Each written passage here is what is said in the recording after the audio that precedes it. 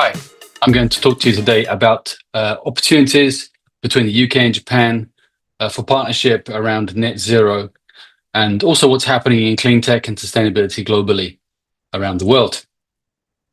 First of all, just to talk about myself. So my background is in technology and business development and innovation, predominantly between the UK and Japan. I'm originally from the UK, have been working in technology and innovation for around 25 years between those two countries. I'm currently studying doing additional study at the Cambridge University for sustainability leadership around climate tech and circular economy. Just about Intralink, very briefly, we are a global business development consultancy based in the UK, but very much involved in the Japanese market since the beginning for 35 years. We have around 180 people and offices in 28 countries. Our clients, we have three types of clients: startups and scale-ups from overseas, from the US, from North America, and from Europe. Large corporations, mostly Japanese, but a few Korean corporations as well in various different sectors. And then overseas governments on the right-hand side. In terms of clean tech and energy, we've done a lot, especially in the last 5 years. This is a sample. Lots around electricity, grid expansion, grid management, clean molecules such as hydrogen, ammonia, methanol, green materials, and so on and so forth. A lot of activity for us in this sector. I'd like to move on to the main presentation today. So first of all, I'd like to start with just an overview of what's happening in sustainability globally, looking at Europe, Japan, and the USA.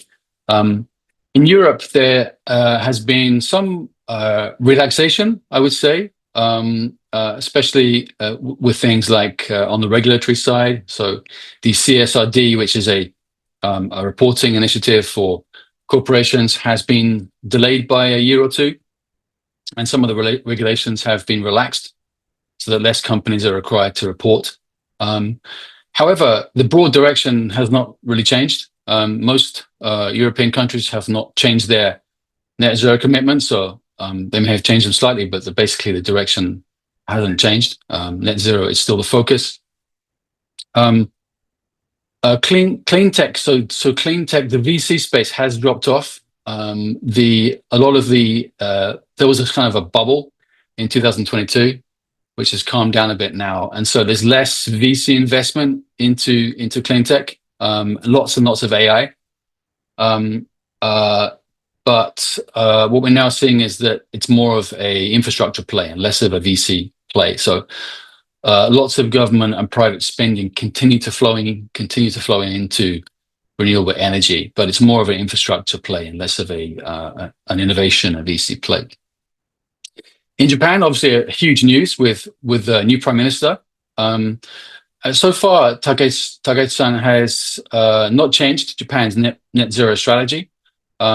She has indicated a focus on nuclear, so a renewed focus on nuclear, both fission and fusion, and the desire to focus on domestic technologies in renewables, not those that are imported from outside. So things like perovskite, where Japan has its own IP and a strength. But the broad direction hasn't changed. The GX League continues to push Japan's decarbonization. Next year, the ETS, the carbon market, the compliance market, is going to start. So this is creating a buzz around carbon markets. And so that's very much kind of continuing. The net zero commitments are still in place. The US is the special case, obviously. Famously, in the last month, President Trump stood before the UN and called climate change the greatest con job perpetrated on the world. So he has a slightly unique perspective, which doesn't agree with most of science and the rest of the countries in the world. And so that's led it to a policy change. So the US has dropped out of the Paris Agreement.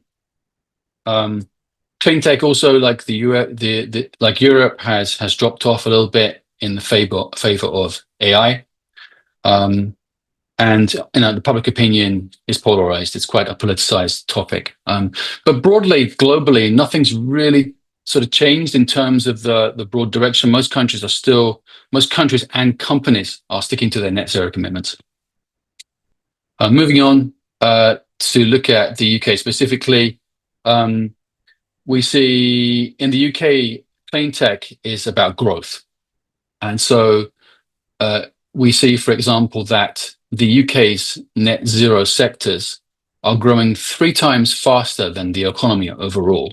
So these are booming sectors. The workforce in clean energy is set to double to actually just shy of 1 million people, I think, by 2030. The UK is home to 5,000 climate tech and clean tech startups, so a very booming innovation ecosystem. Even if the VC funding has tailed off, those companies are still existing and still scaling up. The Labour government has very recently restated its commitment to clean energy and climate policy, and has said that it is all in.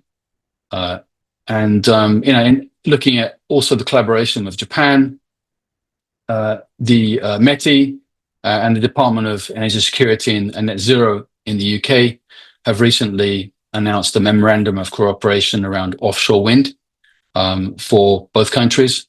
And so there's lots happening here. Really, clean tech is a growth story in the UK.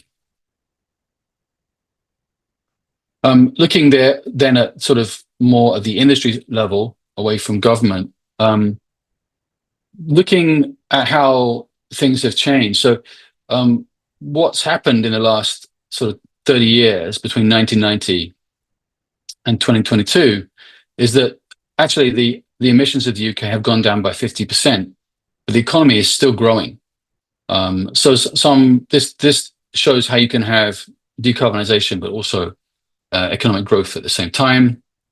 There are many net zero businesses, 22,000. We're seeing that also that the annual wage of those working in the clean tech industry is higher than the average. So again, a story of booming growth.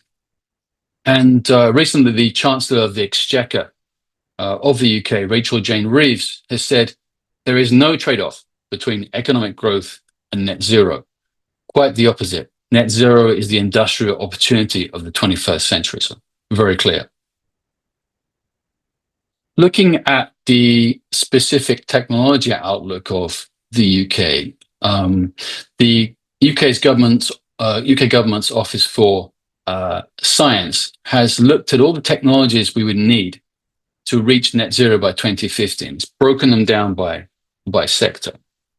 There's a lot of information here, but as you can see there, it's broken them down into 5 sectors: industry, heat and buildings, agriculture and waste, power, and transport. And for each of those sectors, it has highlighted some key technology needs, some key R&D needs, where the current technology is not sufficient to reach net zero by 2050. And just in turquoise here, I've highlighted some areas where either I know that Japan has strengths from a top-down perspective, or because I've had Japanese clients that we've worked with in these areas. So this is not everything, but you can see that there are many areas here where the UK needs help. And I think that Japan has technology and expertise that represents an opportunity for Japanese companies that want to target the UK market. Looking then at the clean tech startup space in the UK, we talked about how there are over 5,000 companies. I have some examples here from different industries. So if we look at top left, Alimco is a company that can retrofit heavy goods vehicles and other heavy vehicles with dual fuel technology, so they can run on diesel and also hydrogen. This is a bit like the concept of a Prius, only it's not electricity or gasoline, it's hydrogen or diesel. And this, of course, results in less emissions for running the vehicles.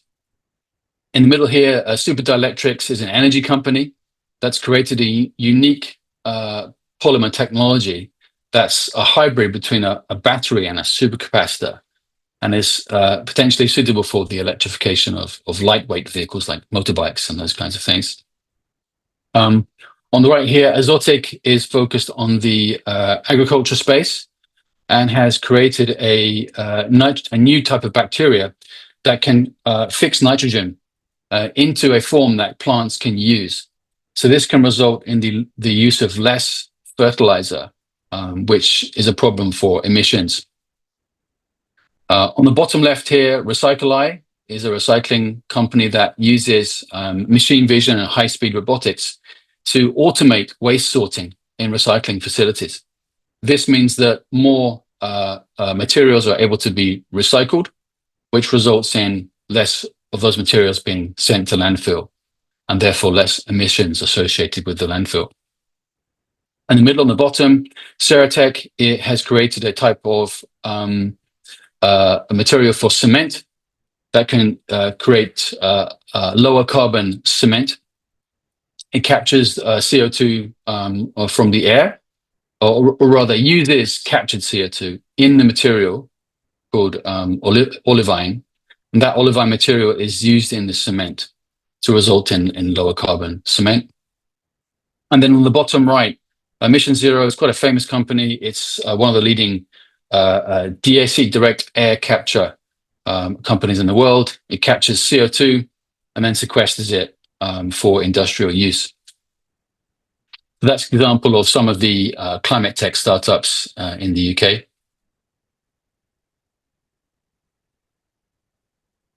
And then to finish off, if we think about what are the collaboration opportunities for Japan and the UK around clean tech and climate tech and net zero?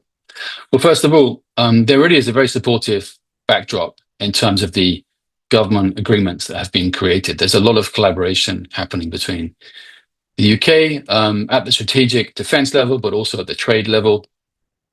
And so this makes it easier it provides a supportive backdrop for companies that want to collaborate and share technology and share opportunities together. Actually, both countries are quite similar. So both Japan and the UK are island countries. But actually, even though the UK has some gas deposits and some oil deposits, it's actually a net importer of oil and gas. So similar to Japan. This means that not only is renewable energy significant from an environmental standpoint, it's also important for energy security and resilience and independence. The UK has a burgeoning tech sector, not just in climate tech, but clearly climate tech and clean tech are areas of strength. Japan, on the other hand, is a global industrial and manufacturing powerhouse, right? It's a huge, huge economy with a huge sector in manufacturing and many, many global companies. So it can provide scale and manufacturing expertise that the UK does not have. On the other hand, so if we think about both countries, right? So for Japan, I think the UK is a very attractive target, both as a market, because the UK has very clear net zero ambitions and it needs technology to help realize those ambitions. The UK is also an interesting source of startups and innovation for large Japanese corporates that maybe want to work together to acquire technology and then productize that at scale. For the UK, Japan is obviously also a very exciting target market, both at a domestic level, but beyond that, as a global partner, because Japanese corporations have the engineering, the infrastructure, and manufacturing expertise to become partners that can help UK clean tech companies achieve global scale with these clean technologies. So that's it. It was a bit fast, a bit of a quick run through. If you have any questions, please reach out. 日本語でも大関係ですので、ぜひよろしくお願いします。今日はご清聴いただきまして、ありがとうございました。Thank you very much.